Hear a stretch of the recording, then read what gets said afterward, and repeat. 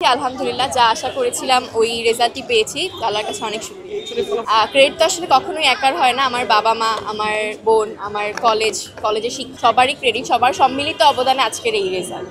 আমার লক্ষ্য আমি ঢাকা ভার্সিটিতে পড়ি। আসলে এবার প্রশ্নের প্যাটার্ন অনেক চেঞ্জ হয়ে গিয়েছিল গত বছরের থেকে। আর প্রশ্ন অনেক হার্ড এসেছিল, আর প্রশ্নে অনেক ভুলও ছিল, যেটার জন্য আমারও অনেক সাফার করতে হয়েছিল এক্সাম হলে।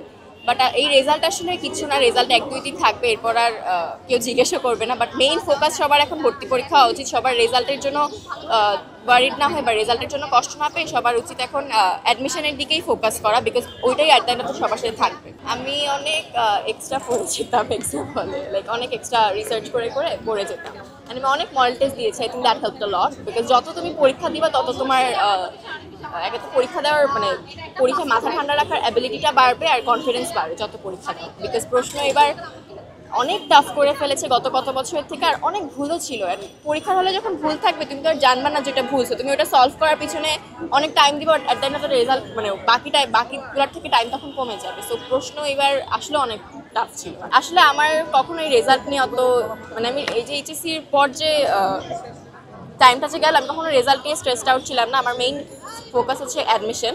আমি চাই আমি অ্যাডমিশনে একটা ভালো জায়গায় চান্স পাই। রেজাল্ট আসলে এগুলো এত কিছু না।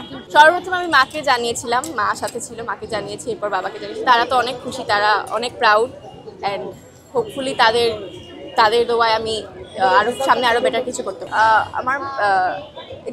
আমার বায়োলজি ছিল না, সো মেডিকেল আমার জন্য অলরেডি বাদ।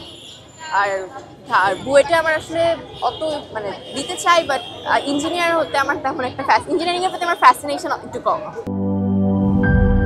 জীবনের সাথে চলে high five all time healthy life. নিশ্চিন্তে খান স্বাস্থ্যকর অল টাইম পান, অল টাইম হেলদি লাইফ।